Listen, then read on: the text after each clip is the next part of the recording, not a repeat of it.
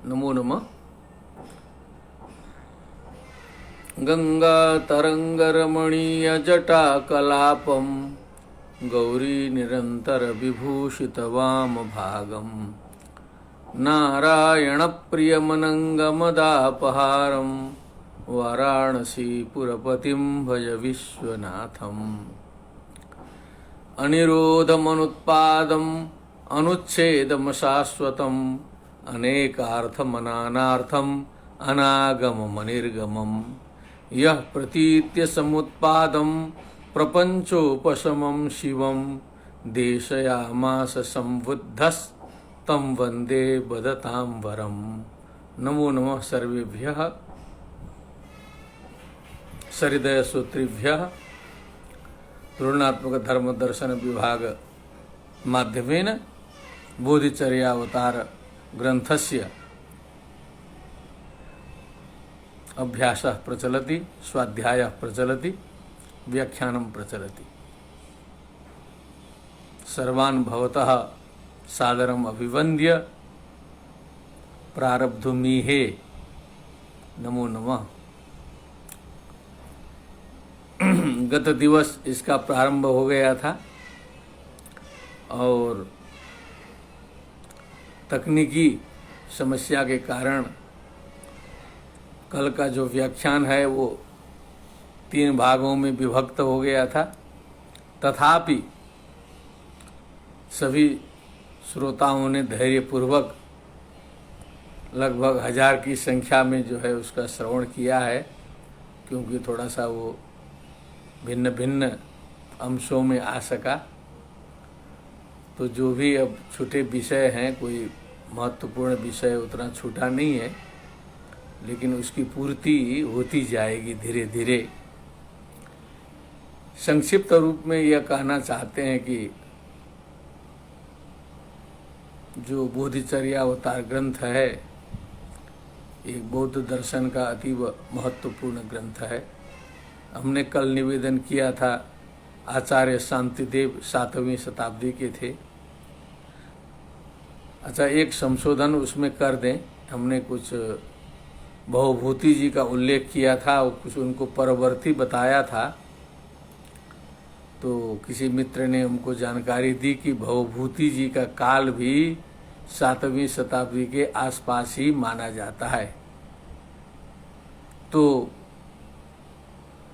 ये एक उतना अंश संशोधित कर लें, क्योंकि वो भवभूति भी उसी 7वीं 8वीं शताब्दी के ही माने जाते हैं, जिनका कथन जो है वो शांतिदेव के कथन से मिलता जुलता रहा।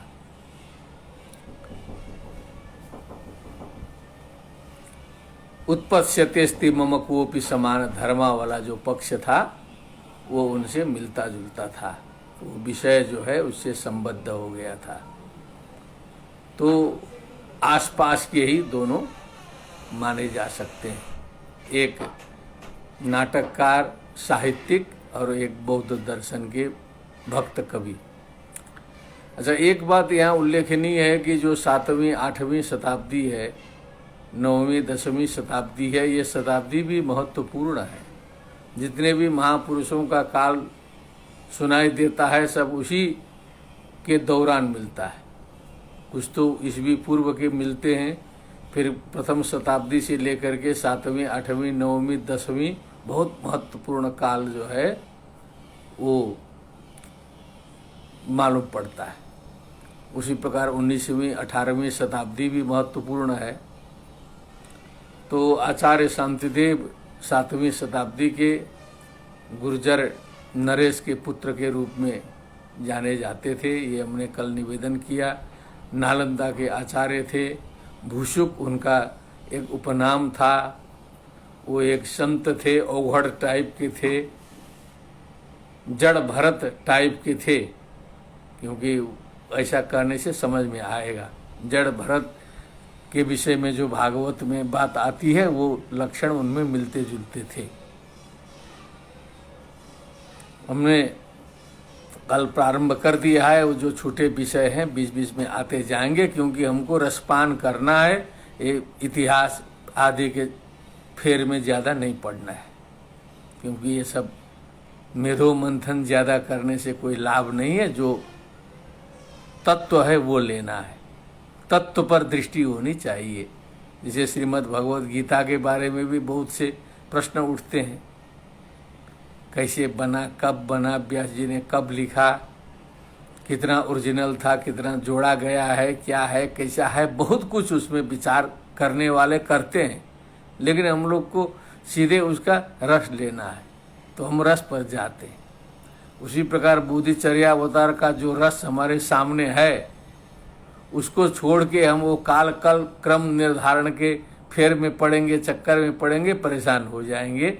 बीच बीच में आता रहेगा और जो इतिहास का अवलोकन करेंगे सब मालूम होता जाएगा। कल हमने छठे पद्य तक कल वर्णन किया है और अंतिम पद्य का प्रसंग ये था, तस्मात् शुभम दुर्बलमेव नित्यम बलम तु पापस्य महत् सुघोरम तज्जीयतेन्नेन शुभेन केन संबोधि चित्तम यदि नाम न स्यात्।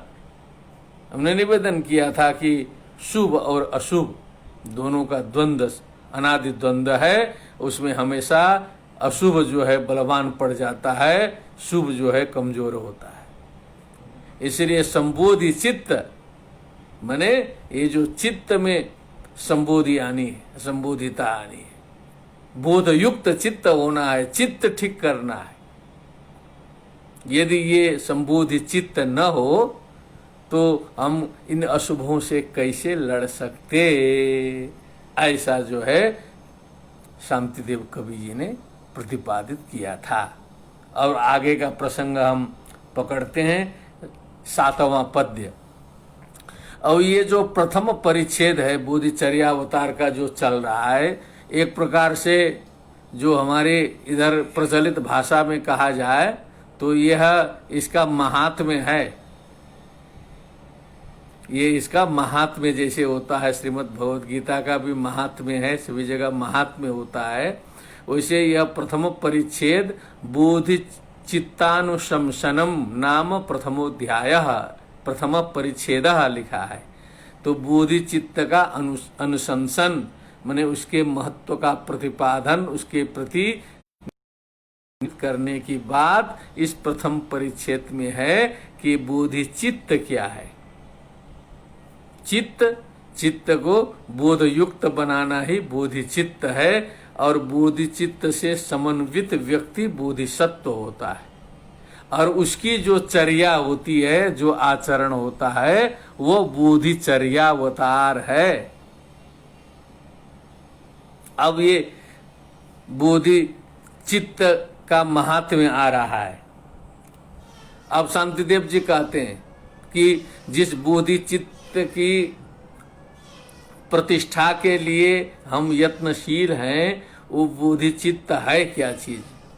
पहले के लोगों ने क्या इसकी बात की है, इसकी परीक्षा की है, इसकी अनुशंसा की है, परंपरा में ये कभी बात आई है कि हम ये नई बात कहने जा रहे हैं। तब इसमें कहते हैं वो कल्पान नल्पान प्रविचिन्तयद्भिर् दृष्टम मुनीन्द्रैर्हितमे तदेव। क्या आनंद है इसका। श्लोक देखिए, इसका श्लोक की रचना का चमत्कार देखें। यथा सुखे नैव सुखम प्रवृद्धम उत्प्लावयत्यप्रमितान् जनौघान्। इस पर अनंत कल्पों तक बुद्ध बोधिसत्वों ने पहले विचार किया है, ये आज का नहीं है। अनंत कल्प, कल्पान अनल्पान प्रविचिन्तयद् भी, अनंत कल्पों तक इस बोधिचित्त पर चिंतन मनन चला है। दृष्टम मुनीन्द्रैर्हितमे तदेव। मुनीन्द्रैः बुद्धैः, बुद्ध प्रमुखैः मुनीन्द्रैः हितम एतदेव दृष्टम। अंतिम में निष्कर्ष निकला कि सर्व कल्याणकारी वस्तु यही है, बोधिचित्त। क्यों?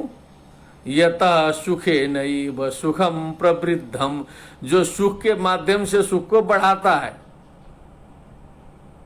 जो सुख की धारा का प्रवर्तन कर देता है, सुख से सुख का उत्पादन करता है।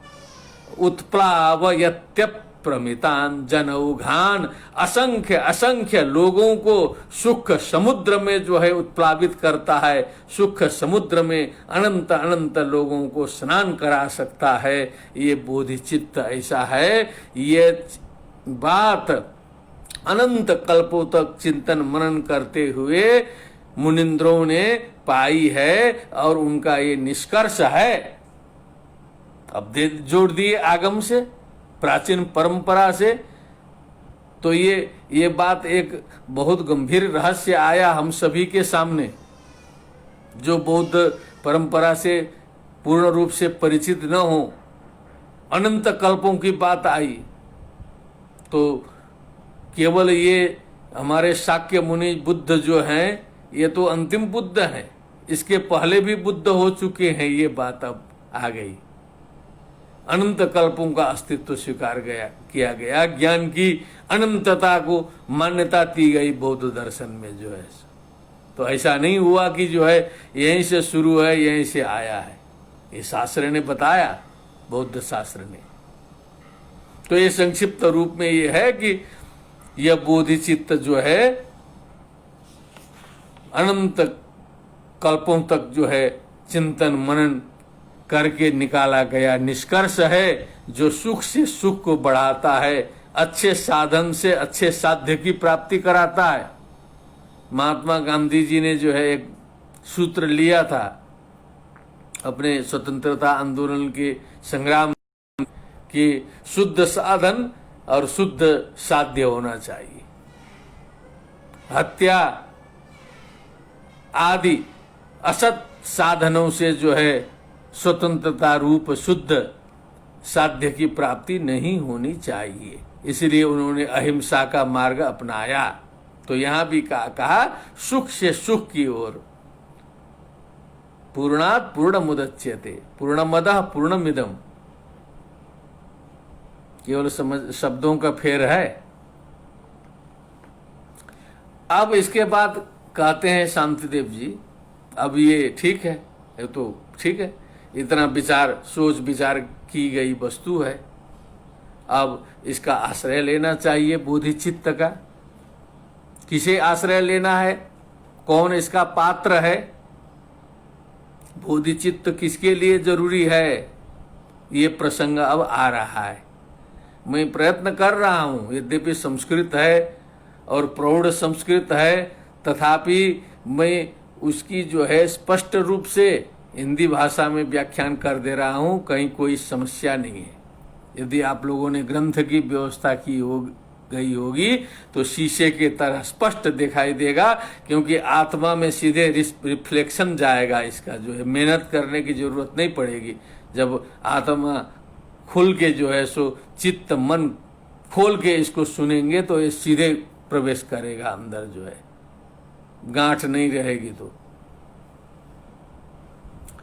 भव दुख शतानि तर्तु कामैः, ये अष्टम पद्य है। भव दुख शतानि तर्तु कामैः, अपि सत्त्वव्यसनानि हर्तु कामैः, बहुसौख्य शतानि भोक्तु कामैः, न विमोच्यम हि सदैव बोधिचित्तम। किसे बोधिचित्त का त्याग नहीं करना चाहिए। भव दुख शतानि तर्तु कामैः, जो संसार के भव मने जो उत्पत्ति से होने वाले सारे संसार के सैकड़ों दुखों को जो पार करना चाहते हैं। आ गई सांख्यकारिका, आ गई भगवत गीता, आ गए उपनिषद। दुखों से निवृत्ति के लिए तो सारे शास्त्र थे। भव दुख शतानि तर्तु कामैः, संसार के अनंत दुखों से जो पार जाना चाहते हैं। अपि सत्त्वव्यसनानि हर्तु कामैः, जो दुखों से पार हो करके अन्य सत्व अन्य जीवों के दुखों को जो हरण करना चाहते हैं, अन्य जीवों के दुखों को जो मिटाना चाहते हैं, ऐसे जो लोग हैं। और तीसरा, बहुसौख्य शतानि भोक्तु कामैहि, जो अनंत सुखों का उपभोग करना चाहते हैं, परमानंद में रहना चाहते हैं, ऐसे जनों के द्वारा न विमोच्यम ही सदैव बोधि चित्तम, इस बोधि चित्त का कभी भी त्याग नहीं करना चाहिए। कहाँ समस्या है, एकदम साफ साफ है, स्पष्ट रूप से आया। ऐसे व्यक्तियों को बोधि चित्त का त्याग नहीं करना चाहिए। बीच बीच में समझते रहे, बोधि चित्त मने स्थित प्रज्ञ वाला चित्त, समझदार चित्त, सर्वज्ञान संपन्न चित्त, बोध संपन्न चित्त। चित्त की व्याख्या आती रहेगी, मन चंगा तो कठौती पे गंगा। बोध संपन्न जो चित्त है, चित्त से जो है सो हम यदि शुद्ध होंगे तो सब शुद्ध हो जाएगा। मन है एवं मनुष्याणाम कारणम बोधि बंध मोक्षयो, तो बोधि चित्त का त्याग नहीं करना चाहिए।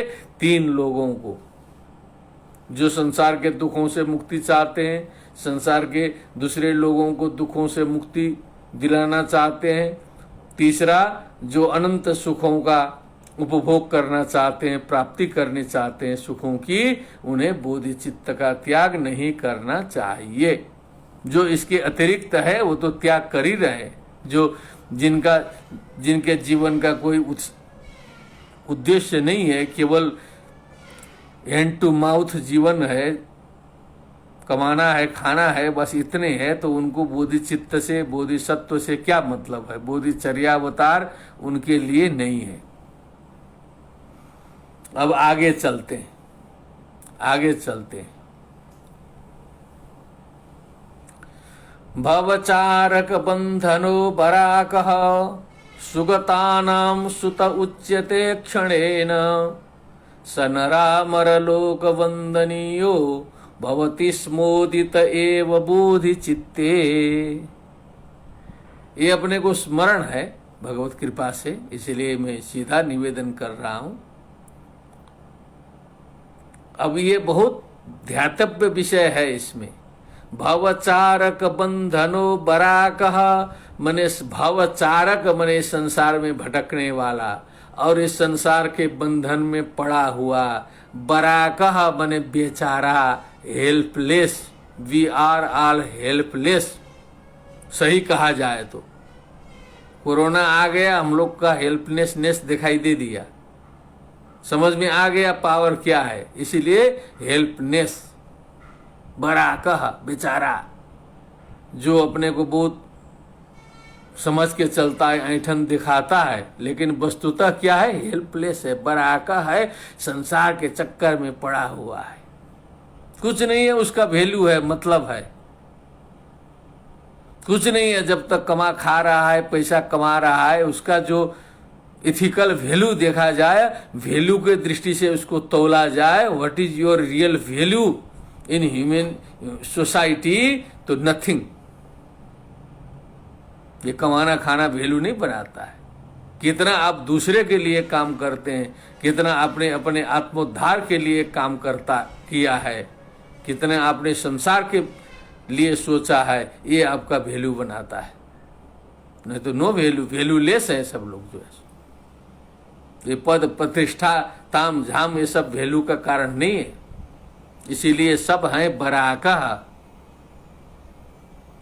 सुगतानाम सुत उच्यते क्षणेन, लेकिन उसने धारा मोड़ दिया। जिस दिन वो सोचा कि मैं बोधि चित्त की ओर बढ़ता हूं, मैं अब जगत के कल्याण के लिए अग्रसर होता हूं।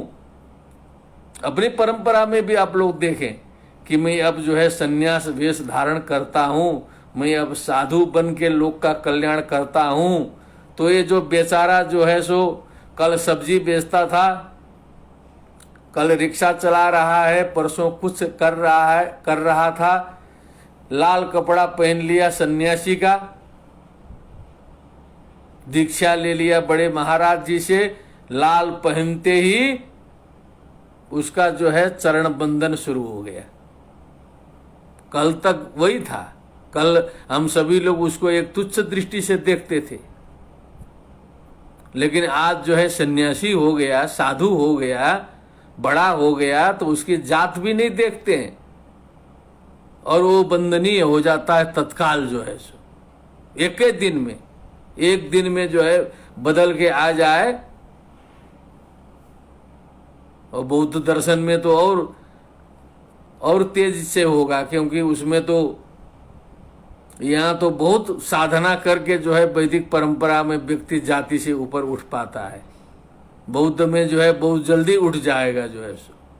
अब झाड़ू लगा रहा है और कहीं वैराग्य आ गया, तुरंत भिक्षु बन गया, और कुछ बुद्धि है, कुछ रट लिया, सूत्र उत्र पढ़ने लगा, बिहार में बैठा, तुरंत जो है महान हो जाएगा व्यक्ति जो है सो। 6 महीने के अंदर तो लगेगा कि अरे ये तो वही था। सुगता नाम सुत उच्यते क्षणे न, टाइम नहीं लगेगा, कहेगा कि हु इज दैट पर्सन, तो सन ऑफ बुद्धा, ये बुद्ध पुत्र है, स्थित प्रज्ञ है, बोधिसत्व हो गया है एकदम जो है सो। क्षणे न, टाइम ही नहीं लगेगा, क्योंकि धारा मोड़ दिया है, वो उस पुरानी धारा से हट गया। स नरा मरलोक बंदनीयो, केवल नर लोग ही नहीं, अमर लोक बंदनीयो, सारे देवता लोग भी देखेंगे सन्यासी को तो लगेंगे प्रणाम करने। कहा जाता है ना शास्त्रों में कि यतिम दृष्टवा स्थानात् चलति भास्कर, परंपरा में कहते, वैदिक परंपरा में हमने सुना है, तेजस्विनम यतिम दृष्टवा स्थानात् चलति भास्कर। सन्यासी का तेज ऐसा होता है कि सूर्य अपना रास्ता बदल देते हैं, सूर्य डगमगाते हैं, सारे देवता लोग जो है संतों की वंदना करते हैं।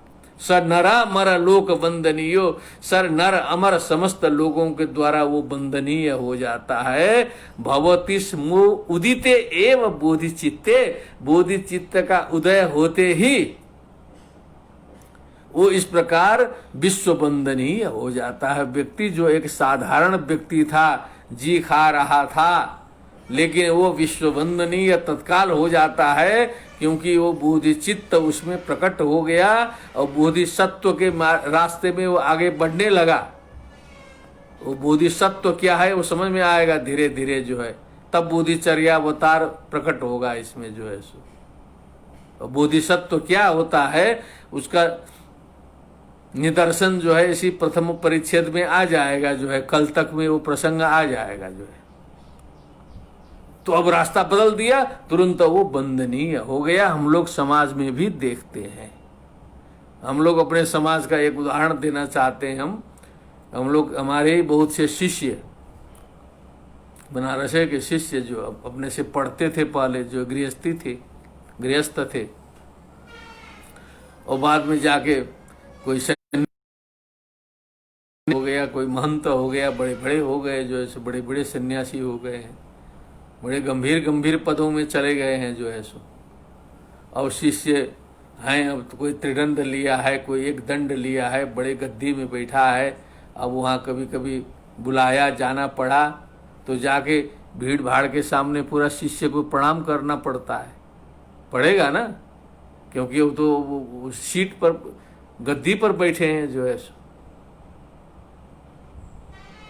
मौका पड़ेगा तो साष्टांगों करना पड़ सकता है परंपरा में, लेकिन थोड़ा सा उतना तो बचता है, लेकिन कम से कम झुकना तो पड़ेगा। और शिष्य बैठेंगे ऊपर गद्दी में और जो है गुरु बैठेंगे नीचे, क्योंकि धारा बदल दिए हैं। तो ऐसे ही बोधिचित्त उदय होते ही जो है, ये तो क्वालिटी से है, वो तो लौकिक हिसाब से शिष्य बड़े हैं, वो तो एक लौकिक व्यवस्था के अनुसार ऊपर नीचे हो रहा है। यहाँ तो ज्ञान की बात हो रही है, जब दिमाग से आगे बढ़ेगा कोई तो उसकी भी वंदना करनी पड़ेगी। तो बोधिचित्त के उदय होते ही मनुष्य लोग, देव लोग सारे उसकी वंदना करना प्रारंभ कर देते हैं। जो भवचारक बंधनो बराकह, जो संसार में भटकने वाला एक ठे बेचारा था, ऐसा ये मार्ग है।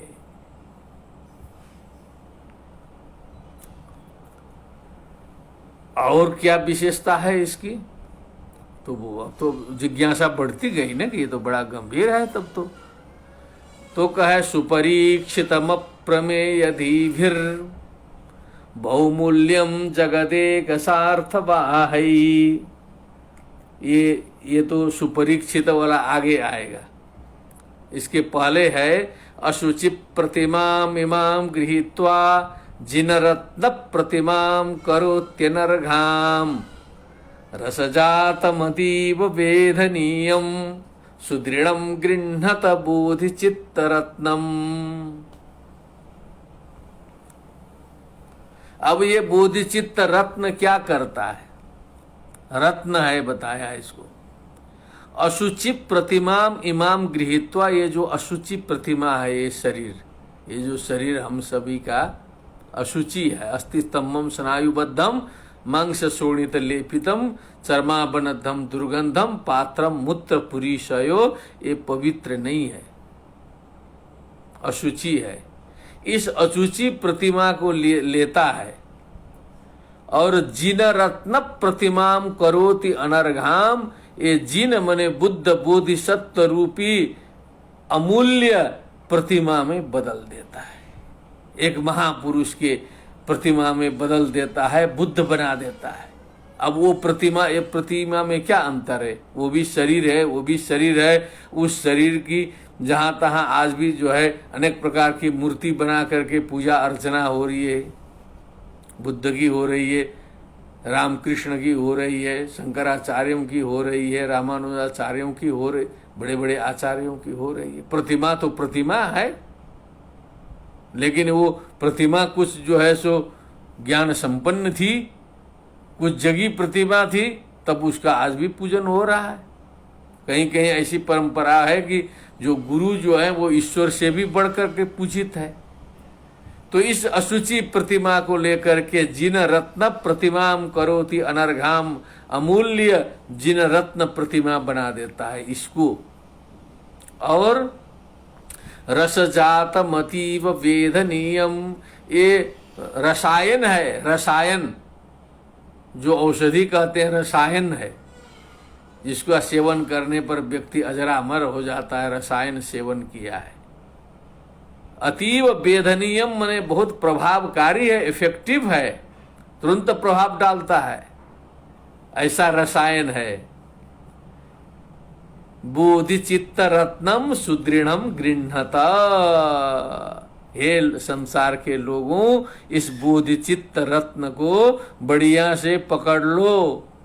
सुदृढ़म गृह्णत बोधिचित्त रत्नम, ठीक से पकड़ लीजिए, क्योंकि अत्यंत प्रभावकारी ये रसायन है जो इस अशुचि प्रतिमा को लेकर के जिन रत्न प्रतिमा बना देता है, दिव्यता प्रदान कर देता है, अजर अमर बना देता है, पूजनीय बना देता है, विश्व में एकदम जो है सर्वश्रेष्ठ बना देता है। सर्वश्रेष्ठ इसीलिए नहीं बनना है कि वहाँ पूजित होना है, लेकिन सर्व सेवा में सामर्थ्य जो है प्रदान करता है। सर्व सेवा सामर्थ्य उत्पत्ति होती है। जब हमारे पास कुछ रहेगा ही नहीं तो हम कौन सा सेवा करेंगे?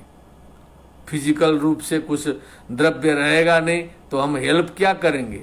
मेंटली कुछ रहेगा नहीं मेरे पास तो दूसरे की क्या सेवा करेंगे? दोनों तरफ से जो है फिजिकल भौतिक रूप से भी दरिद्र और मेंटल भी दरिद्र, यही संसार का स्वरूप है। पैसा होते हुए दरिद्र हैं बहुत से लोग, क्योंकि मन है नहीं, और दिमाग से फिर दरिद्र। अपने अपने जो है सो छोटे छोटे धर्म संप्रदाय लेकर के उसी में भीड़ भिड़ाने में जो है सो हमारा जीवन जा रहा है, व्यस्त व्यतीत हो रहा है। धर्म जाति संप्रदाय क्षेत्रवाद अनेक प्रकार के द्वंद्वों में फंस करके उसी में कट मर रहे हैं सब लोग जो है सो।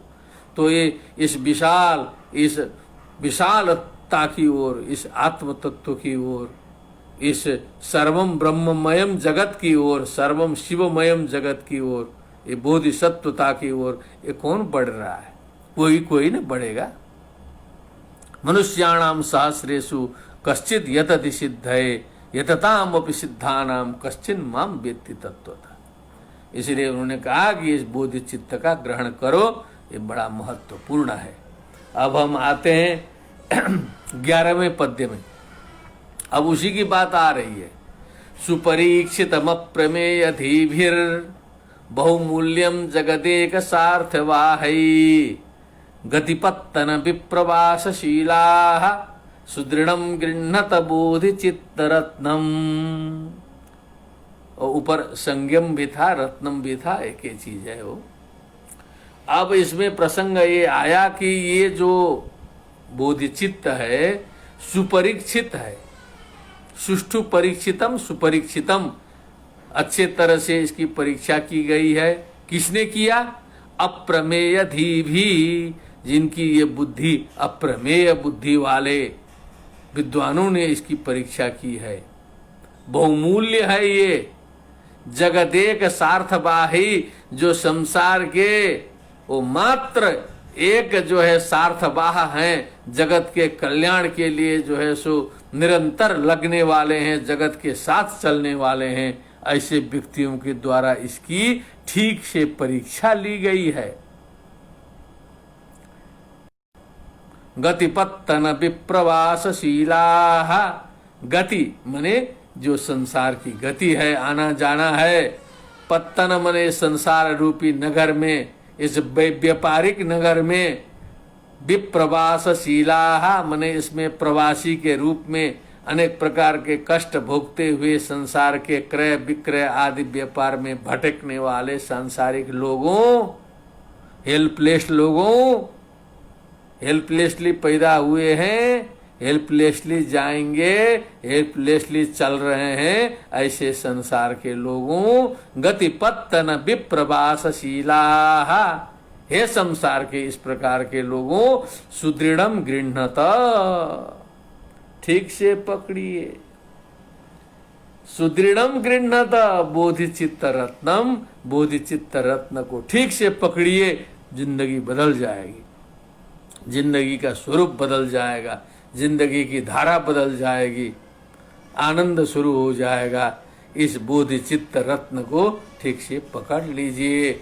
गतिपत्तन विप्रवासशीला जागत का जना, ऐसा आचार्य शांति देव जी ने निवेदन किया 11वें पद्य में।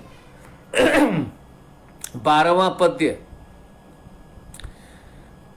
जब तक स्मरण है तब तक हम बिना देखे चल रहे हैं। कदलीव फलम विहाय याति, क्षयमन्यत् कुशलम हि सर्वमेव, सततम फलति क्षयम न याति, प्रसवत्येव तु बोधिचित्त वृक्षः। अब इसमें रहस्य आया, क्योंकि संसार में बहुत से और भी बहुत से शुभ मार्ग हैं, पुण्य मार्ग हैं, अच्छे कार्य हैं, वो भी फल देते हैं। बिना फल का तो कुछ नहीं होता है। कर्मण्येवाधिकारस्ते माँ फलेषु कदाचन का, इसका मतलब है कि फल मिलना तो निश्चित है, उसमें हमको चिंता करने की जरूरत नहीं है, कंपलसरी है, फल मिलबे करेगा। तो जो भी काम करेंगे, हम कुछ भी पुण्य करेंगे, फल मिलेगा, लेकिन छोटा पुण्य करेंगे तो छोटा फल मिलेगा। कदलीव फलम विहाय याति क्षयमन्यत् कुशलम ही सर्वमेव, जो अन्य आपके शुभ कर्म हैं वो जैसे केले के वृक्ष के समान हैं। जैसे कदली का वृक्ष जो है वो बड़ा होगा, एक बार फल देगा, केले का फल एक बार लगता है, वृक्ष समाप्त हो गया, दोबारा फल नहीं दे सकता है। इसलिए संसार के जितने भी कार्य हैं, अच्छे कार्य हम लोग करते हैं, वो एक बार फल देंगे, उसके बाद कर्म का खत्म, पावर खत्म। शुभ कर्म किया, एक बार उसने फल दिया, गया। बहुत मार्के की चीज है, ऐसी जो है वैदिक परंपरा में भी ये लिंक लग जाएगा, उधर है ही ऐसी बातें बहुत हैं। अब इसका क्या है? बोधिचित्त वृक्ष, एक बोधिचित्त वृक्ष है।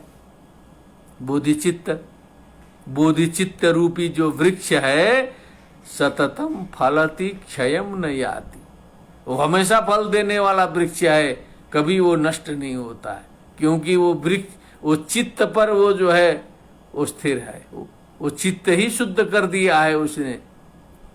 ये तो हम कई बार निवेदन कर चुके हैं पहले भी, जो मूल में शुद्ध हो गया है। जब चित्त ठीक हो गया तो जो भी वहां से होगा सब शुभ ही शुभ होगा, फिर तो फल देते रहेगा। लेकिन जो अन्य शुभ हैं, बिना चित्त ठीक किए भी हमने कुछ शुभ कर दिया, कुछ दान कर दिया, कुछ पुण्य कर दिया, चित्त तो ठीक नहीं है, लेकिन लोगों ने कहा कि चलो कोरोना में दान कर दिया जाए, 10,000 दान हो गया, तो उसका कुछ पुण्य मिलेगा ना, कुछ प्रशस्ति पत्र दिल्ली से चला आएगा जो है सो। फोटो में फ्रेमिंग करके अपना टांगे हैं लोग बहुत से जो है। हम लोग तो ज़्यादा मेहनत नहीं किए, लेकिन थोड़ा सा लगे होते तो आ गया होता, प्रधानमंत्री जी का धन्यवाद जो है। तो दान किए, एक फोटो मिल गया, काम खत्म। अब 10 बार वो चीज़ भजेगा थोड़े। लेकिन बोधिचित्त वृक्ष जो दिमाग का जो है, दिमाग की शुद्धि जो है, मानसिक शुद्धि किया हुआ व्यक्ति है, सततम फलति, हमेशा फल देगा, क्षयम न याति, कभी भी नष्ट नहीं होगा, प्रसवत्येव, वो जरूर वो फल देगा, बोधिचित्त वृक्ष। ये बोधिचित्त वृक्ष सनातन रूप से फल देने वाला है, क्योंकि इससे मूल सुधर गया। जड़ में पानी डाल दिया है तो पूरा वृक्ष हरा भरा है, और इधर डाली डाली में पानी डालेंगे तो जो है वो केवल एक डाली को फायदा होगा। पत्ते में पानी छिड़केंगे तो पत्ते हरे भरे होंगे, नीचे से पेड़ सूख जाएगा जो है। तो यहाँ तो जड़ में पानी डालने का नाम है बोधिचित्त वृक्ष पर आरूढ़ होना। तो ये बोधिचित्त की प्रशंसा किया। बोधिचित्त मैंने चित्त को ठीक करना। तो ये जो पद्य बड़ा मनोरम लगा है, एक बार और श्रवण कर लें।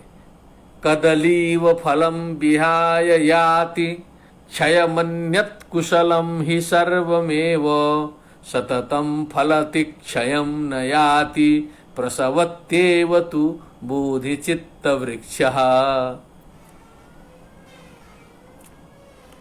ये 12वां पद्य था। इसके बाद 13 में चलते हैं।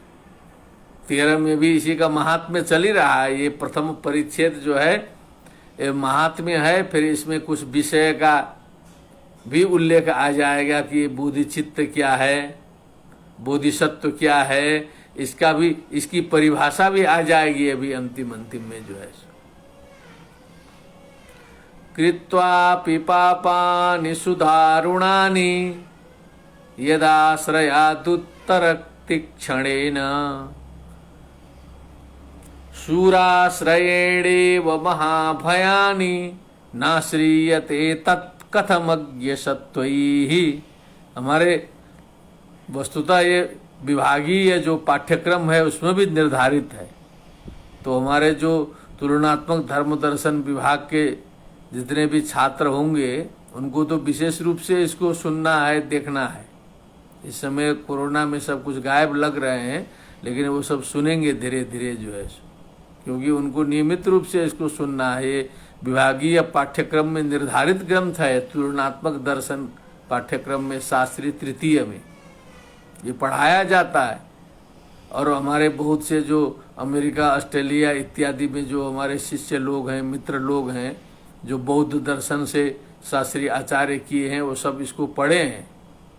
बिना इसको पढ़े जो है बौद्ध दर्शन से और तुलनात्मक दर्शन से शास्त्रीय आचार्य नहीं होता है व्यक्ति जो है, इसका अध्ययन करना पड़ता है। कृत्वापि पापानि सुदारुणानि, भयंकर भयंकर पापों को करने के बाद भी, यदाश्रयादुत्तरति क्षणेन, जिसका आश्रय ग्रहण करके, क्षणेन उत्तरति, तत्काल उस पाप से व्यक्ति जो है पार हो सकता है, बाहर हो सकता है। भयानक भयानक पाप किया है, लेकिन यदि बोधिचित्त का आश्रय ग्रहण कर लिया तो उस पाप से वो जो है तत्काल मुक्त हो सकता है।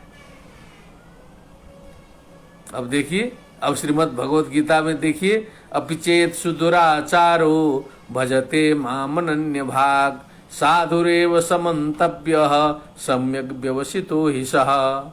टेली करिए, यदि कुछ काम कर रहा है तो विचार करिए दोनों का क्या है। सीधा सीधा वही बात है कि नहीं। अपिचेत सुदुराचारो, दुराचारी भी हो यदि हमारे शरण में आता है तो मुक्त होता है। यहाँ क्या कह रहे हैं, कृत्वा पिपापानि सुदारुणानि यदाश्रयादुत्तर तीक्षणेन। तो बात तो घुमा फिरा के एक ही करना है ना, तत्व तो एक ही होता है, उसकी प्रतिपादन शैली अलग अलग होती है।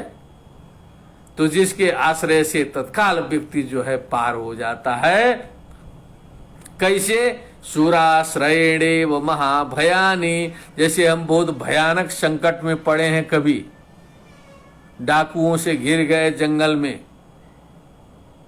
गृहीतो वापि शत्रु भी, अब उसी में जो है कोई शूरवीर का हमको सहयोग मिल गया, या तो हमारे ग्रुप में शूरवीर था कोई, या तो कहीं से मिल गया, निर्भय व्यक्ति एक तगड़ा मिल गया हमको, तो उस शूरवीर के कारण जो है सारे भय हमारे समाप्त हो जाएंगे। वो जो है लड़ भिड़ करके सारे संकटों से तुरंत हमको मुक्ति दिला सकता है, जो शूरवीर है।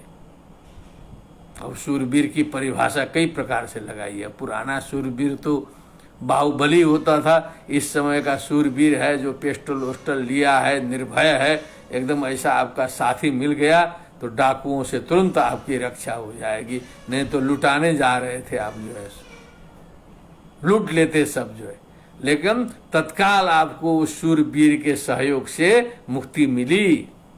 उसी प्रकार महान महान पाप जीवन में हो गए हैं, दारुण दारुण पाप हुए हैं, लेकिन बोधि चित्त के शरण में आए,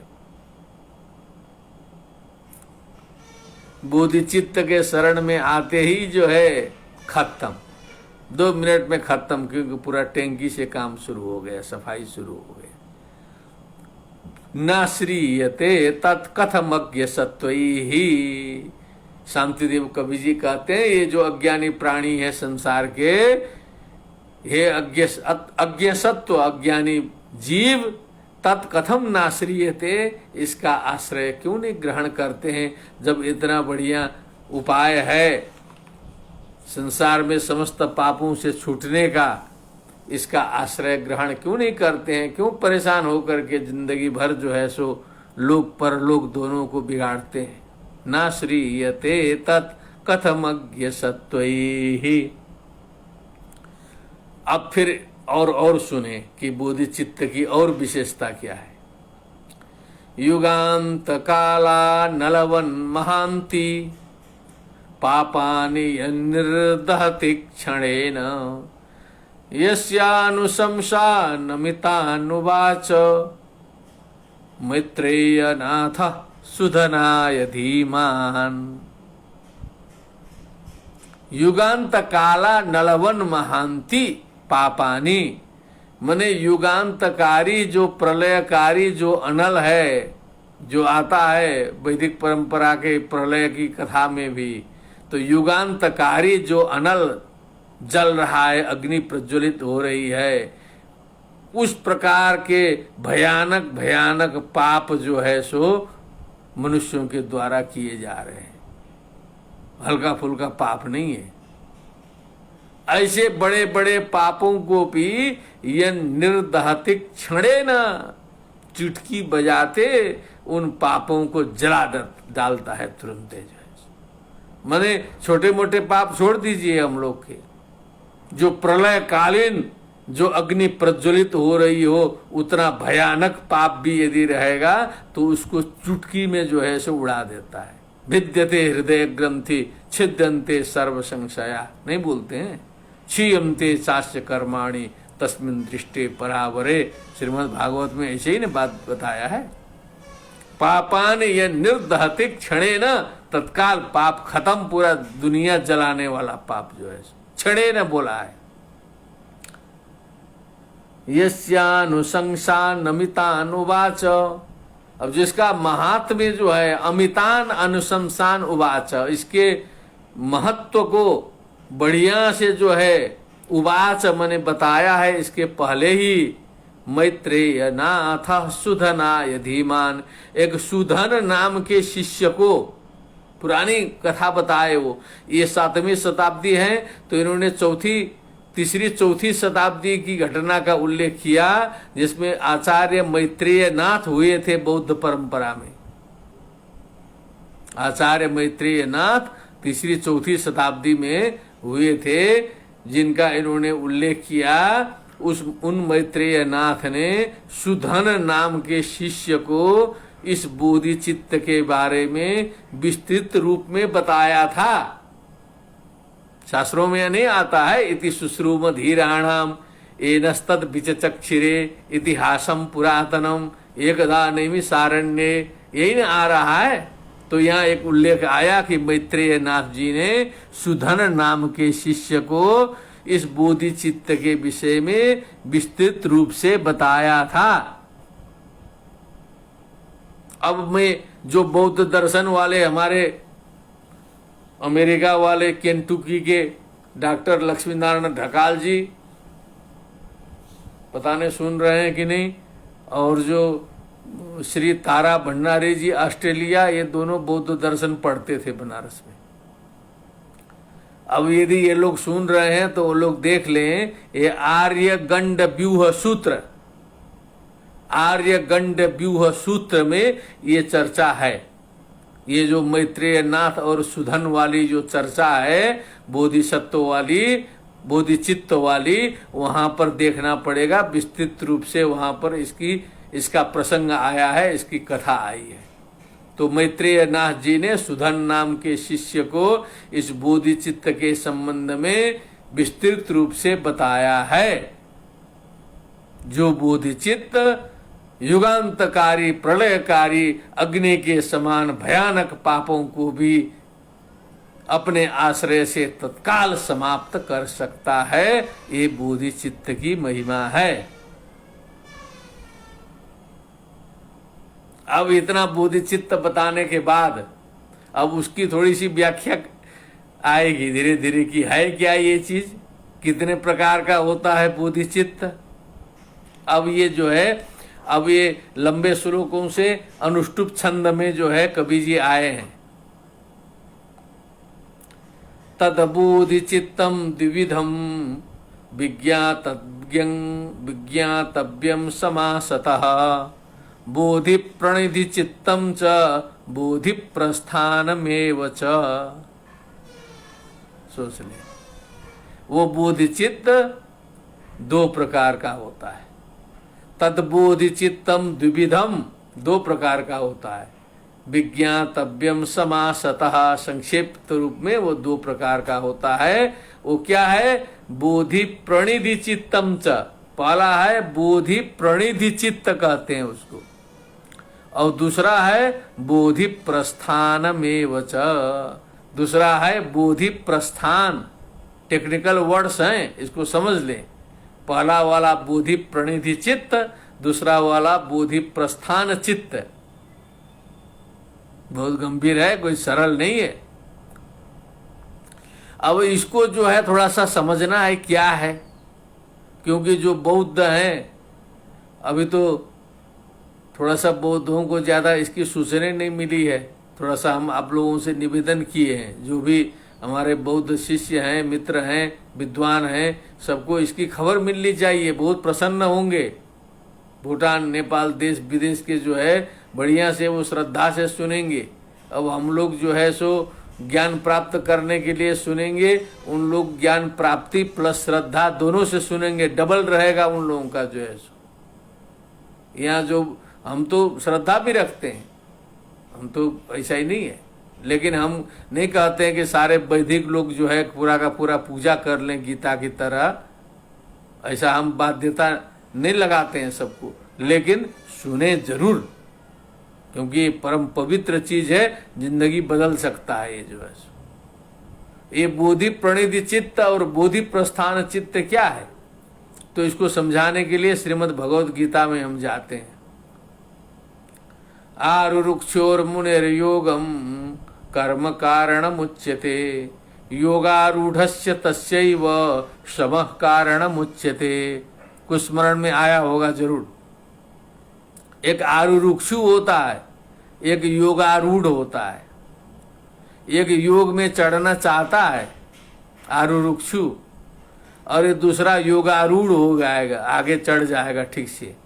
उसी प्रकार बोधि प्रणिधि चित्त होता है, जो दिमाग में सोचता है, मन बनाता है कि अब हम जो है सो बोधि चित्त की ओर बढ़ेंगे, अब हमको इधर जाना है, ये करना है, अब हमको ये संसार का चक्कर छोड़ करके हमको आत्म कल्याण करना है, संसार का हित करना है, जीवन को सफल बनाना है। इस प्रकार का चिंतन मनन उसके शरीर में शुरू हो जाएगा, उसके दिमाग में बात नाचने लगेगी।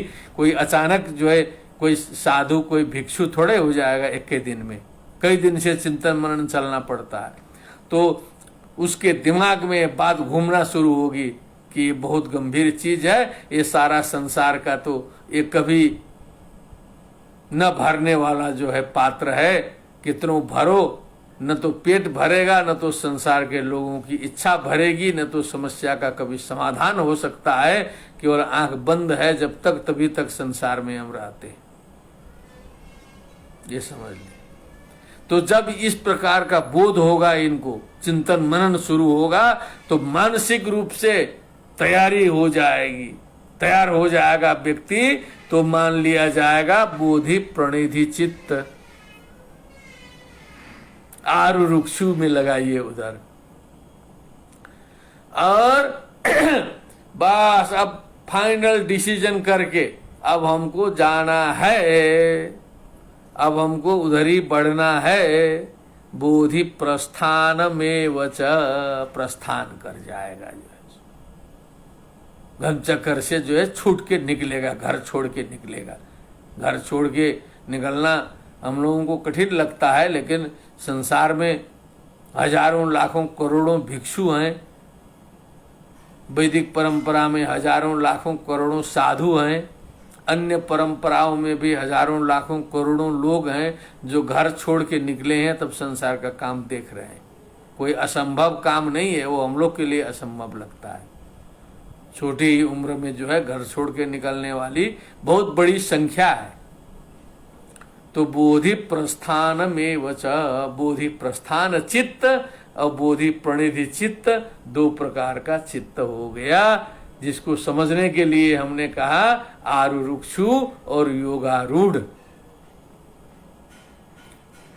अब दोनों का महात्म्य में फर्क है, क्या है? बोधि प्रणिधि चित्तस्य संसारेपि फलम महत, न त्वविच्छिन्न पुण्यत्वम यथा प्रस्थान चेतसः। बोधि प्रणिधि चित्त शुरू होते ही संसार में उसका फल दिखाई देना शुरू हो जाएगा।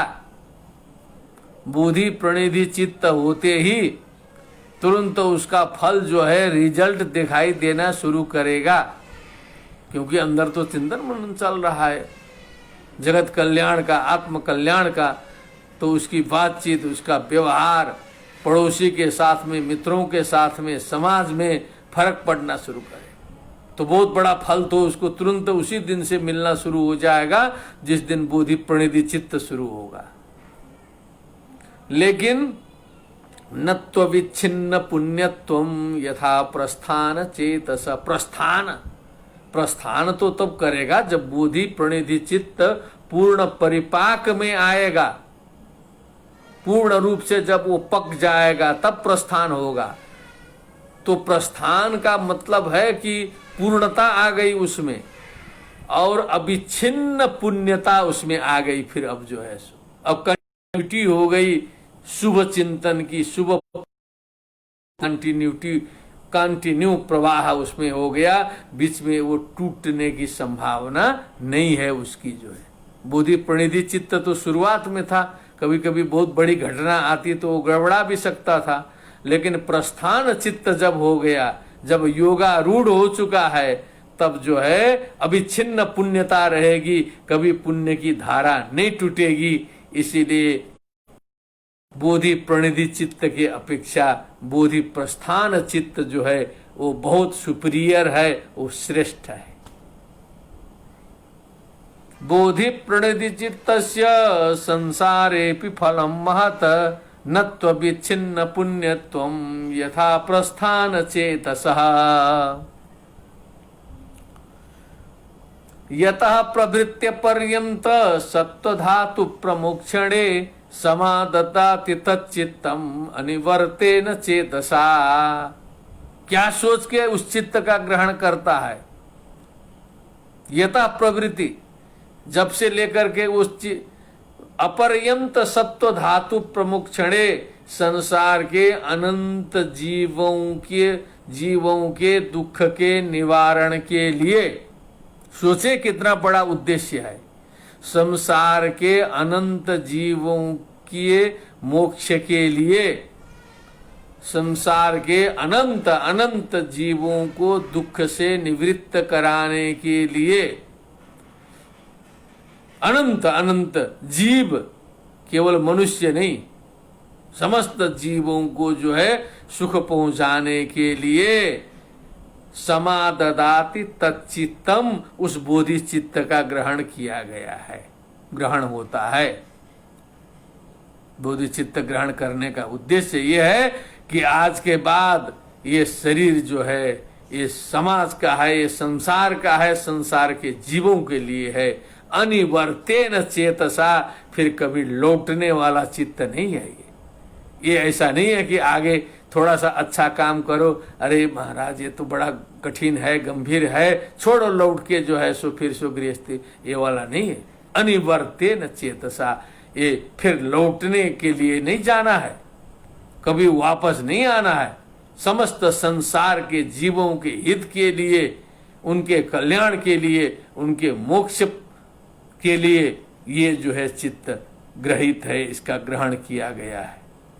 अब सोचिए, तब ये बोधि चित्त ऐसा सोच के लिया गया है कि आज के बाद समस्त जीवों का मन वचन कर्म से हित ही करूंगा। ये बोधिसत्व होता है, ये बुद्धिज्म का फाइनल चीज है, कोई साधारण चीज नहीं है।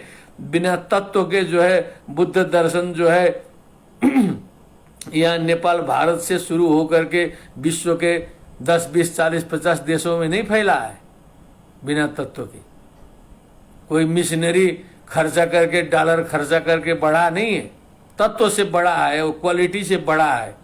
कितने कितने जीवों का जो है इसने उद्धार किया है। जापान पूरे बुद्ध दर्शन के पीछे लगा है, थाईलैंड लगा है, कोरिया लगा है, सारे के सारे पूरा चाइना के अंदर अंदर बुद्ध दर्शन के अनुयायी हैं।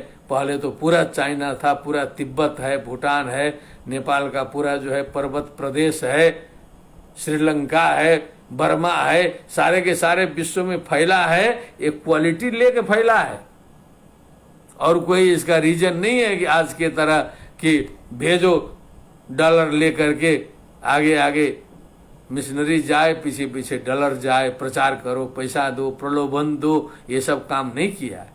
ये जो क्वालिटी दिखाया ऐसा कि जो है ये सारा संसार नतमस्तक हो गया बुद्ध दर्शन के आगे, झुकना पड़ा उनको जो है। ये देखना पड़ता है क्या बोल रहा है। यथा प्रवृत्ति प्रभृत्य पर्यंत सत्व धातु प्रमोक्षणे समाददाति तच्चित्तम अनिवर्तेन चेतसा। अनिवर्तेन चेतसा, न लौटने वाले बुद्धि से जो है सो उस चित्त का ग्रहण करता है। ततः प्रभृति सुप्तस्य, अब शुरू हो गया, अब ले लिया हमने व्रत, हमने बोधि चित्त का ग्रहण किया। क्यों भाई? I accepted it. तो हमने सारे संसार के सेवा का व्रत लिया है आज से, समस्त संसार के जीवों की सेवा का व्रत आज से हमने ले लिया, बोलता है बोधिसत्व। कोई हम लोग में से भी ले ले तो अच्छी बात है। तो उस व्रत को लेने के बाद ततः प्रवृत्ति सुप्तस्य प्रमत्तस्याप्यनेकशः अविच्छिन्ना पुण्यधारा प्रवर्तन्ते नभः समाः। अब व्रत ले लिया पूरा दिमाग में कि अब जो है संसार के कल्याण का व्रत, बोधि चित्त जो है सो उसका व्रत ग्रहण करने के बाद अब मान लीजिए सोया भी है तो सोते समय भी उसकी अविच्छिन्न पुण्य धारा चल रही, दिमाग में वही चलेगा अंदर से बाहर से, क्योंकि चित्त से लिया है। प्रमत्तस्यापनेकशः, कहीं दिमाग ढीला भी हो जाएगा, कहीं पागल भी हो जाएगा, जड़ भरत भी हो जाएगा, पगलाएगा, तो भी वो पुण्य धारा उसकी छूटने वाली नहीं है। प्रमत्तस्य कहा इसीलिए, अनेक असह, अनेक प्रकार से जो है अभिच्छिन्ना पुण्य धारा, वो जो पुण्य प्रवाह क्या है, कल्याण का प्रवाह, सब जगत के कल्याण की भावना जो है सो प्रवर्तन्ते नभस्समाः, आकाश के समान अनंत उसका जो है पुण्य प्रवाह जो है, जगत कल्याण की जो भावना का पुण्य प्रवाह आकाश के समान अनंत रूप से जो है प्रवाहित होने लगेगी। फिर जो है समझ लीजिए क्या जीवन हो गया उसका, वो जिंदगी बदल गई। फिर जो है वो जीवन बदल गया, देखने में तो वैसे लग रहा है लेकिन वो दूसरा चीज हो गया। जो है कहने में बड़ा सरल है, ये पालन करना कितना कठिन है। स्थितप्रज्ञ बताना बड़ा सरल है, लेकिन कोई स्थितप्रज्ञ होके दिखाए, जीवन मुक्त होके दिखाए, बोधिसत्व होके दिखाए, कहीं कहीं लाखों करोड़ों में एक आध मिलते हैं। मैं तो सिक्किम में 4-5 साल बौद्धों के बीच में रखा, एक आध हमको दिखाई दिए हैं। तिब्बत के लामा लोग जो है 1-2 हमको ऐसे दिखाई दिए जो बोधिसत्व टाइप के थे। उनका आचरण व्यवहार सब सिस्टम देखा तो मैं समझ गया कि ये तो पराकाष्ठा प्राप्त है।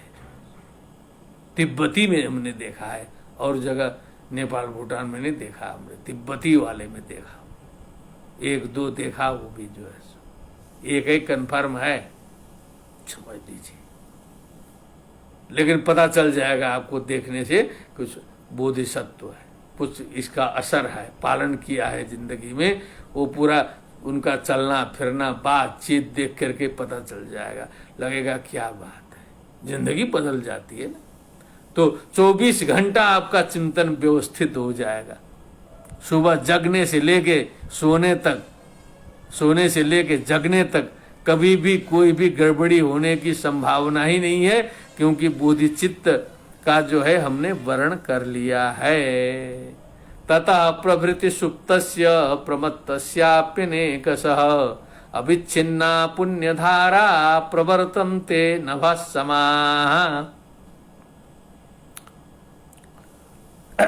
अब ये 20वां पद्य है, 20वां श्लोक है। इदं सुबाहु पृच्छायां सोपपत्तिक मुक्तवान हीनादि मुक्ति सत्वार्थम स्वयमेव तथागतः। इसमें थोड़ा सा इन्होंने उदाहरण दिया, इतिहासम पुरातनम जैसे आता है पुराणों में बीच बीच में उदाहरणती मम इतिहासम पुरातनम आता है ना कई जगह, तो उसी तरह इदम सुबाहु पृच्छायाम सोपपत्तिक मुक्तवान। तो ये सुबाहु नामक शिष्य ने भगवान बुद्ध से डायरेक्ट ये चीज पूछा था। बहुत से और भी शिष्य थे, सुबाहु जो है वो शौनक स्थानीय था, जैसे शौनक जी आगे आगे पूछते थे वैसे सुबाहु जो है वो आगे प्रश्न करता था और सब भिक्षु बैठे हुए थे। तो इसी बोधिचित्त की चर्चा हो रही थी, तो बुद्ध ने स्वयं उपपत्तियों के साथ में एक एक करके बोधिचित्त की विशेषता बताई थी। हीनाधि मुक्ति सत्वार्थम बताया। तब उस समय जो है वो महायान हीनयान का उतना जो है प्रचलन नहीं हुआ था, तो इन्होंने यहाँ नाम ले लिया जो है हीनाधि मुक्ति सत्वार्थम। मैंने उस समय तो हीनयान था जब तक भगवान थे, न हीनयान था न महायान था। वो तो बाद में लफड़ा हुआ तो महासांगिक और स्थेरवादी ये 2 संप्रदाय बने बुद्ध में जो है। पुराना नाम था महासांगिक और स्थविरवादी। फिर वो करते करते बाद में जो है महायानियों ने उसको हीनयान नाम दे दिया, छोटी गाड़ी बड़ी गाड़ी। क्योंकि ये बड़ी गाड़ी है, अभी आपने देख लिया सारे संसार के जीवों को बैठा दिया है, देख लिए ना बड़ी गाड़ी। इसीलिए बोला कि अब बोधिचित्त बोधिसत्व की जो गाड़ी है वो पूरे संसार के जीवों को बैठाया है, इसीलिए गाड़ी बड़ी हो गई। तो इसीलिए उसको कहा महायान, इतना बड़ा यान की जिसमें सारा संसार आ सकता है। तो सुबाहु नाम के शिष्य के प्रश्न करने पर भगवान बुद्ध ने सोपपत्तिकम मने उपपत्ति के साथ में विस्तृत विवरण के साथ में उक्तवान मने बताया, हीनादि मुक्ति सत्वार्थम स्वयमेव तथागतः, लिखा स्वयमेव तथागतः, तथागतः बुद्ध स्वयमेव उक्तवान, बुद्ध ने स्वयं बताया। ये पाली ग्रंथों में मिल जाएगा, इसका प्रसंग जो है ये सुबाहु सूत्र में मिल जाएगा। इसका जो है जैसे वो गंडव्यूह सूत्र में उधर बताया, वैसे ये मिलेगा सुबाहु सूत्र में, तो ये प्रसंग पूरा उसमें आएगा। तथागता का भी वैसे ही सुगता के तरह ही अर्थ है, सुष्टु गता सुगता, तथागता माने यथा आगता तथागतः, निर्मल गया, जैसे शुद्ध आया संसार में वैसे ही गया, कुछ यहाँ का लफड़ा लिया नहीं संसार का। तथागत बुद्ध का नाम है। सर्वज्ञ सुगतो बुद्धो धर्मराजस तथागतः, समंत भद्रो भगवान मारजित लोकजित जिनः। ये तो अमरकोश में जो है रख करके सारे लोग पढ़ते ही हैं, हम लोग बचपने में इसको पढ़े थे। जो है बुद्ध के प्रति कितना सम्मान है कि स्वर्ग के बाद, स्वर्ग के नाम अमरा निर्जरा देवा बताने के बाद तो जब महापुरुषों का नाम शुरू होता है तो सबसे पहले बुद्ध के नाम से शुरू किया गया है अमरकोश में। क्या बात है, उसका कुछ रहस्य होगा ना। सर्वज्ञ सुगतो बुद्धो धर्मराजस तथागतः, समंत भद्रो भगवान मारजित लोकजित जिना, भगवान भी उनका नाम है। षडभिज्ञो दश बलो अद्वयवादी, अद्वैत में क्या फर्क है, वो एक ही चीज है घुमा फिरा के, थोड़ा सा फर्क है। विनायक, विनायक भी बुद्ध का नाम है। मुनीन्द्र श्री घन शास्ता मुनि शाक्य मुनि सशाक्य सिंह सर्वार्थ सिद्ध सौदोधनी बुद्ध समरकोश में हम लोग पढ़े थे बचपन में, इस समय काम दे रहा है। तो बुद्ध का सम्मान तो पूरा सारी परंपराओं में किया ही गया है, उसको समझने की जरूरत है। बुद्धावतारे करके संकल्प में जोड़ा गया, अमरकोश में सबसे पहले स्थान दिया गया, तो समझदार के लिए तो इशारा काफी है। समझदार लोगों ने तो सम्मान दिया है, और जो न समझने वाले जो है इधर उधर विरोध करते हैं, तो अब उनके लिए तो उनका तो कोई उपाय नहीं है। वैसे लोग तो संसार में होते रहेंगे सब जगह, बौद्धों में भी होंगे, वैदिकों में भी होंगे, वो तो तमोगुण तो सर्वत्र रहेगा, तो उसकी कौन सी चिंता करनी है। मूल धारा क्या है वो न देखना है हम लोगों को। तो इदम सुबाहु पृच्छायाम सोपपत्तिक मुक्तवान, हीनादि मुक्ति सत्वार्थम स्वयं एव तथागतः, स्वयं एव तथागत ने इसके बारे में बताया। अब 2 श्लोक और सेवा में निवेदित करेंगे। शिरशूलानि सत्वानां नाशयामीति चिन्तयन् अप्रमेण पुण्येन गृह्यते स्म हिताशयः। हिताशय एक होता है संसार में भक्ति, जिसको हेल्पफुल नेचर बोल सकते हैं अंग्रेजी में। हेल्पफुल नेचर, डिस्ट्रक्टिव नेचर नहीं, हेल्पफुल नेचर। सहयोगी व्यक्ति होता है, सकारात्मक प्रवृत्ति का व्यक्ति होता है। बहुत से ऐसे समाज में मिलते हैं जो कहीं भी समस्या होगी सबसे पहले आगे खड़े होंगे, तुरंत मदद करना शुरू करेंगे।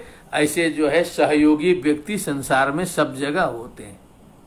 किसी का सर दर्द हो गया, माथा दर्द हो गया, तुरंत तो कोई देखता रहेगा, अरे ऐसा करो सिखाता रहेगा, कोई तुरंत उपाय शुरू कर देगा, नींबू काटेगा, जो करेगा, बाजार से टेबलेट मंगाएगा, भिक्स लगा के मालिश करेगा, तुरंत शुरू कर देगा जो है। और संकल्प लेगा कि मैं इसकी शिरोवेदना ठीक करूंगा, मैं इसकी शिरोवेदना माने सर का जो दर्द है इसको मैं ठीक करूंगा करके जो है सर दबाना शुरू करेगा, लग जाएगा किसी का। केवल घरे का नहीं, किसी अपरिचित का भी सेवा कर देगा, सर ठीक कर देगा, दवा हुआ देगा। शिरा शूलानी सत्वानाम जीवानाम नाशयामी इति चिंतयन, मैं इसको ठीक करूंगा ऐसा जो सोचता है कि मैं इसकी शिरोवेदना ठीक कर दूंगा, ऐसा सोच के व्यक्ति सेवा में प्रवृत्त होता है। तो वो व्यक्ति भी जो है बड़ा सम्मानित हो जाता है समाज में। क्या हेल्पफुल नेचर वाला आदमी है, सेवा करता है, पुण्य भी उसको होता है। अप्रमेण पुण्येन गृह्यते स्म हिताशय, क्योंकि वो हिताशय है, वो अहिताशय नहीं है, वो बिगाड़ने की ओर नहीं जाता है, वो अच्छा करने की ओर प्रवृत्त होता है। इसलिए अप्रमेय पुण्य से जो है सो युक्त हो जाता है, वो पुण्य का भागी हो जाता है, क्योंकि वो उस सर शिरोवेदना ठीक करने के लिए प्रवृत्त हुआ है। भले काम छोटा ही है, लेकिन तो भी वाह वाह उसकी हो जाती है, वाह उन्होंने शिरोवेदना ठीक कर दी। तो शिरोवेदना फॉर एग्जाम्पल है, किसी को भूख लगी है, भोजन नहीं मिल रहा है, व्यवस्था कर देगा। कहीं भूखा दिखाई देगा, अच्छा भूखा रोटी ले लो, खरीद के रोटी खिला दिया। कोई किसी के पास वस्त्र नहीं है, नंगा सोया है ठंडी में, तो बेचारा अपना कंबल निकाल करके उसको उड़ा के जाएगा। बहुत से ऐसे मदद करने वाले लोग हैं, तो उनकी भी बड़ी संसार में प्रशंसा होती है, और पुण्य से भी वो युक्त होता है। ये तो बात एक तरफ है। छोटी मोटी सेवा भी व्यर्थ नहीं जाती है। अब आज तो भजाने का मोबाइल वाला जमाना है, सेवा करने से पहले मोबाइल फिट जो है 5 रुपया भी किसी को देना है, पहले मोबाइल में खींचो, फिर उसको वायरल करो, तब दान करो। बिना मोबाइल का कुछ नहीं हो रहा है। ये थोड़ा सा आप लोगों को मैं बता रहा हूँ, ध्यान देने योग्य है। पूजा पाठ में मोबाइल, मंत्र जप रहे हैं, ओम अपना संध्या कर रहे हैं, उसमें मोबाइल में जब तक लाइव नहीं होगा तब तक संध्या नहीं होगी। क्या बात है, कई जगह हम देख रहे हैं, ऐसे नहीं बोल रहा हूँ। कहीं भागवत का पाठ कर रहे हैं, सुबह शाम का नित्य कर्म मोबाइल से लाइव करो। कहीं पूजा पाठ करना है, मोबाइल चाहिए। माने A to Z मोबाइल में ऐसा घुस गए हम लोग जो है, बारे धर्म बारे वैकुंठ, सारा चला गया मोबाइल में। ये सब सोचने की बात है, थोड़ा ध्यान दें। यहाँ से लेके देश विदेश के लोग जो है मैं देख रहा हूँ। हाँ, उस बीमारी से हम लोग भी कभी कभी ग्रस्त हो जाते हैं, लेकिन हम इस पर ध्यान देते हैं, ऐसा नहीं है। हम उतने मोबाइल में करते हैं, अपने सुबह पूजा पाठ इधर उधर जहाँ घरेलू करना है तो उतने मोबाइल में भेजते हैं जितना थोड़ा सा जरूरी हो, नहीं पूरा का पूरा उसके बिना हम बैठेंगे ही नहीं।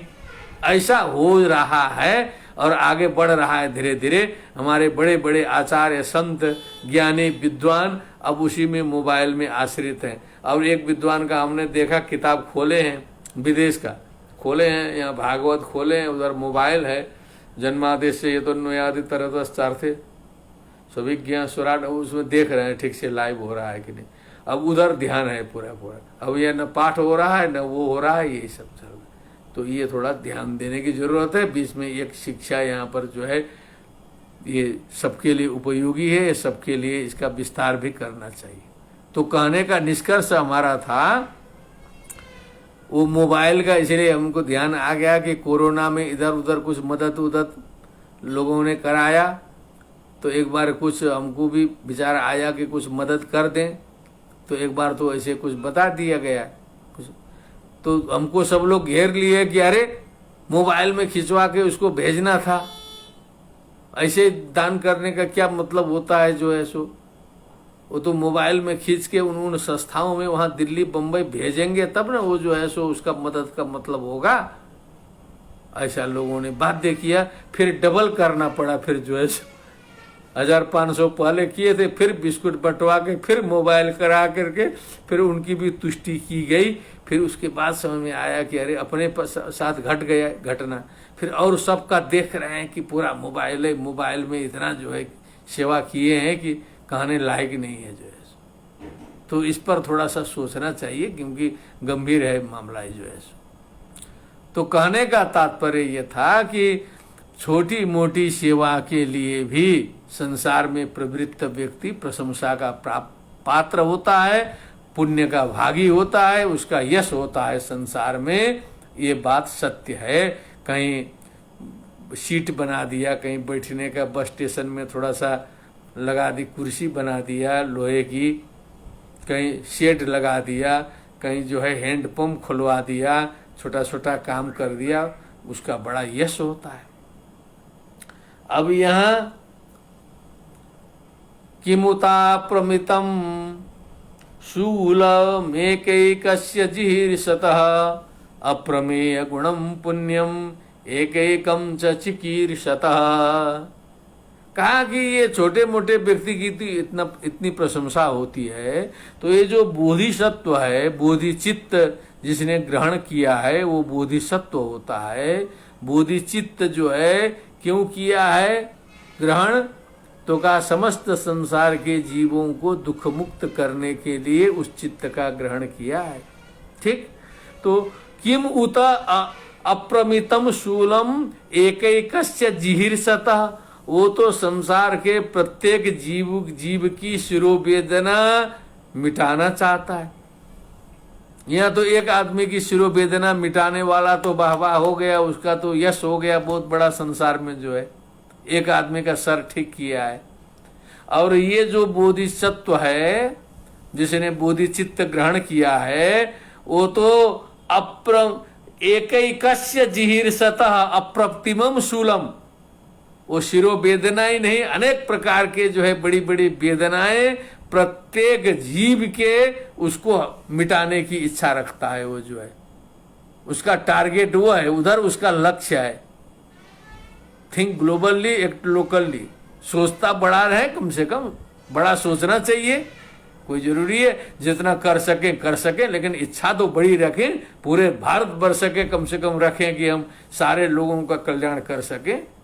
न कर पाए वो अलग बात है, भगवान जाने कि ये भक्त इतना बड़ा मेरा सोच रहा है, इसको और सामर्थ्य हमको प्रदान करना चाहिए। जो है ये तो फिर उन पर चला जाएगा ना मैटर, जो है कि इसको हमने इतना कम सामर्थ्य दिया है और इतना बड़ा चीज सोच रहा है, तो ये सृष्टिकर्ता कोई होंगे तो उनके शिरशूल हो जाएगा, जो है उनके चिंतन का विषय होगा। ये जो है हमको क्यों चिंता करना है, हम तो इच्छा करें कि पूरे संसार के दुखों को मिटाना हम चाहते हैं। जो है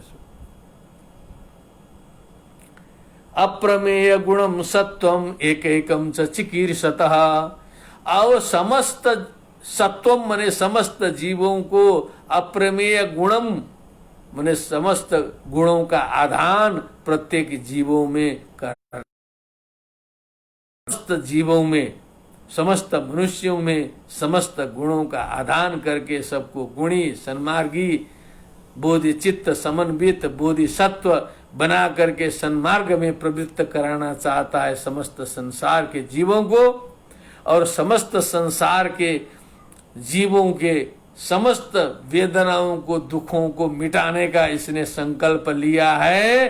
कि मुता का उसकी क्या प्रशंसा की जाए। प्रशंसा तो उसकी हो गई जो शिरोवेदना ठीक करने के लिए मलहम लगा रहा था, वाह वाह तो वो लुट गया है। अब इसकी कौन प्रशंसा करेगा। इसकी प्रशंसा करने का सामर्थ्य है किसी में, तो ये बोधिसत्व है, ये बोधिचित्त का महात्म्य होता है। किमुता प्रतिमं शूल मेकैकस्य जिहीर्षतः अप्रमेय गुणम पुण्यम एकैकम च चिकीर्षतः। तो ये 22वां पद्य है। इस 22वें पद्य में जाकर के आज का विश्राम होगा, क्योंकि कल जो है इस परिच्छेद की समाप्ति हो जाएगी और ये हम एकदम कालातीत होकर के आगे बढ़ चुके रहे, क्योंकि ये इसकी विशेषता ऐसी है कि इसमें काल की सीमा में बंधना भी ठीक नहीं है। हम स्वयं को विस्मृत कर गए थे और बताते बताते आगे चले गए, तो कोई बात नहीं, हम स्वतंत्र हैं, आप स्वतंत्र हैं। कहीं किसी दूसरे के चैनल पर हम नहीं बोल रहे हैं। ये अपना तुलनात्मक धर्म दर्शन विभाग का जो है ये पृष्ठ है, और आप जो है सभी स्वेच्छा से आनंद से इसमें श्रवण कर रहे हैं, इसलिए इसमें कम ज़्यादा इसका कोई महत्व नहीं है। और इसमें कोई हमको टेंशन भी नहीं लेना है, क्योंकि अन्य जब व्यवधान कभी आएंगे तो कभी कभी इसमें विश्राम भी हो सकता है, कभी विश्राम भी हो जाएगा, फिर दूसरे दिन आराम से चलेगा, क्योंकि ये अपने घर की बात है। इसको आनंद से लेना है, इसको टेंशन से नहीं लेना है। जो लाइव नहीं सुन पाएंगे उनके लिए बाद में रिकॉर्डेड जो है सो श्रवण के लिए आ जाएगा। लेकिन मेरा निवेदन है क्योंकि मैं प्रत्येक श्लोक का उसका पूर्ण अर्थ जो है आप सभी के समक्ष निवेदन कर रहा हूँ। इसीलिए जो है यथासंभव पुस्तक की व्यवस्था करके यदि आप ठीक से देखेंगे तो एक ग्रंथ की तैयारी भी हो जाएगी और एक हम लोग का सत्संग भी हो जाएगा, एक शास्त्र चर्चा ज्ञान चर्चा भी हो जाएगी। इसी के साथ समस्त उपस्थित जो भी शास्त्रानुरागी जन हैं उनको हम अपनी ओर से काशी की ओर से प्रणाम निवेदन करते हुए विश्राम लेते हैं। सर्वे भवन्तु सुखिनः, सर्वे सन्तु निरामयाः, सर्वे भद्राणि पश्यन्तु, मा कश्चित् दुःखभाग् भवेत्। ओम शांति शांति शांति।